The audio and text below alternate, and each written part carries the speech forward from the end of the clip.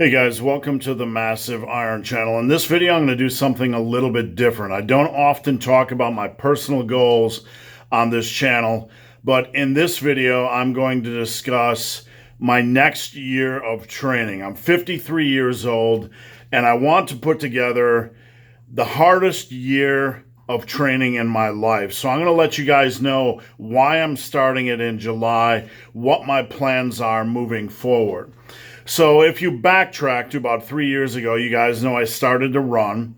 Around age 50, I was trying to reach the all-time over 50 real world record in powerlifting. I tore my hamstring. That didn't happen, so I decided to, hey, I've been training hard and heavy for a long time. Let me try this endurance running thing.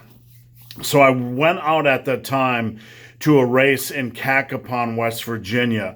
It was a 12-hour endurance race. I didn't know what I was getting myself into. It was the middle of July. It was hot. It was humid. It was buggy. It was nasty. It was crazy.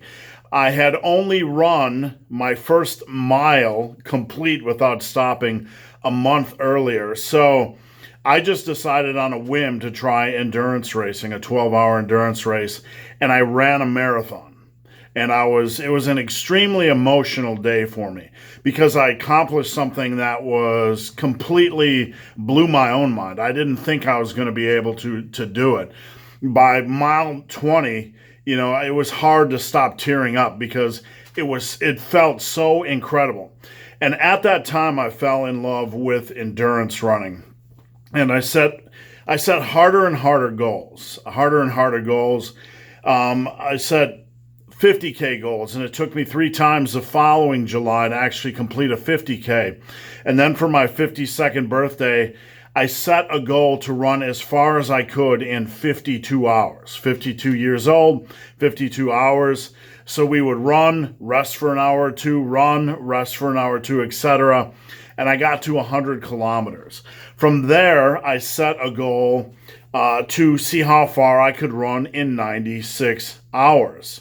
96 hours.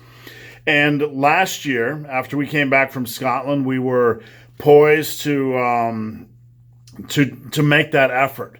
But COVID hit, the pandemic hit, everything shut down, the race shut down. We couldn't logistically run it here because of all the restrictions, and there was even a curfew at 10 o'clock. So we just had to kind of wait our time or bide our time, and a lot of crazy things happened.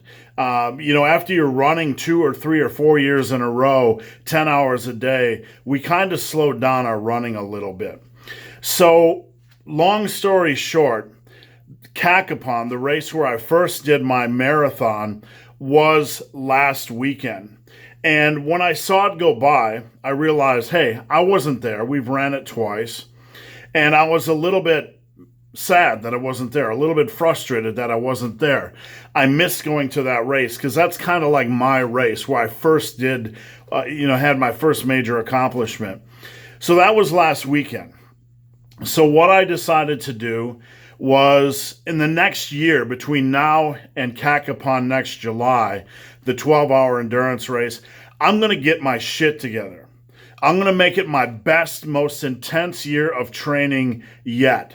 I'm going to ramp back up the endurance running, not only to do well at Cacapon, but to knock out a 100-miler. To get back into that shape because we've slacked off a little bit during the pandemic. We're still exercising, but I've lost a lot of that conditioning I had. We're not running 10 hours a week.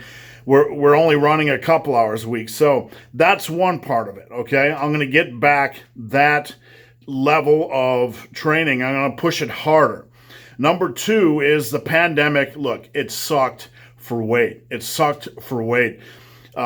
They shut my wife down. They shut her business down. I came back from Scotland and gyms were closing, and I thought I was going to lose all my clients. It was a lot of stress, right? So, I gained pounds. I gained 10, 15, 20 pounds. It fluctuated a little bit.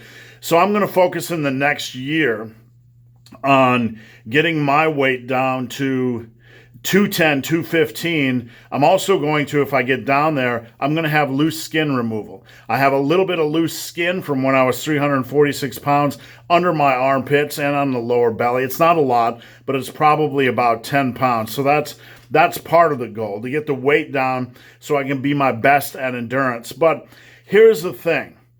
During the time I was doing endurance racing or running, it took 10 to 12 hours a week, and lifting took second place in that mix. I was lifting only 2 to 3 times a week, trying to get the most I could out of lifting, but I slowly slacked off, right? I slowly slacked off, and I wasn't giving it, I wasn't giving it my all. Am I still strong? Yeah, I'm still strong, but I wasn't training like I used to.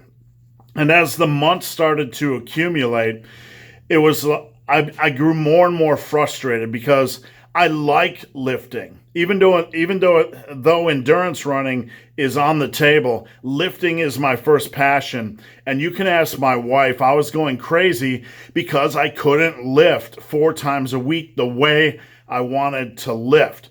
So in the next year, I'm going to do the endurance stuff, the training, but I'm also going to go back to training normally. 4 days a week, hard and heavy. I've been ramping up my deadlift. I've been ramping up my squat. I've been ramping up my workouts. I've been super consistent the last 3 to 4 weeks. I'm doing double workouts where I'm doing back in the afternoon on Monday, and then Tuesday morning. Today I did biceps. Tuesday night I'm about to hit chest, so I'm doing a double split. So I'm able to squeeze more things in. So I'm ramping that up. And I want to be strong when I hit the end of next July. Maybe not as strong as I was at my peak in powerlifting, but I miss being strong. And I want to be able to throw around some serious weight. So right now what I'm doing is I'm slowly creeping up 10, 15 pounds on my squats and deadlift every week. It won't be long before I get back there, but I'm just taking my time and doing it right so I don't get hurt. So I'm building the strength component back in. But one thing I wanted to add to this is bodybuilding, okay? I have been lifting for over 35 years. Bodybuilding was my first passion when I started lifting in 1986. I didn't find powerlifting till like 20 years later. But I've competed in powerlifting and I've done very well. I've competed in endurance running and I've done really well for a bigger guy, right? But one thing I've never done is take bodybuilding seriously. So over the next year, that's in the mix as well. I'm doing my strength training. Some of my assistants' work is more bodybuilding training. Do I want to compete in bodybuilding? Probably not. Who knows what will happen next July? But what I want to do by next July is not only get my weight down, be strong, be able to knock out a 100-miler or a marathon on the trail on a whim, but also look my best. I got down to 238, 240 with a little bit of loose skin for a long, long time, and I look great. I look vascular. I want to take that to the next level. I want to focus on more well-rounded training. I want to see what happens when I get down to 200, 210, and I want to get in the best shape of my life, not only to see what I can accomplish, not only to make the next year the hardest year of training in my life, but I want to get down there and I want to be able to sustain it. I want to see what I can do, because when you take up endurance running, everybody thinks you're going to lose muscle, you're going to lose strength, you can't do everything together. And I'm not trying to prove anybody wrong. What I'm trying to do is see what I can accomplish when I put my mind to it. I'm a stubborn son of a bitch, and over the next year, and I want you guys to follow along on Instagram at Ben the Barman, you're going to see more updates on my training. You're going to see updates on my running, my calories.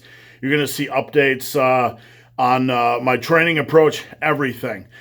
I want to be as transparent as possible because I need the support. I need the support. And I want to see when I wake up next year in July for Kakapon at age 54, I want to be a fucking freak. That's my goal. So it's going to be the hardest year of training in my life. Thank you guys for watching. Have a great day.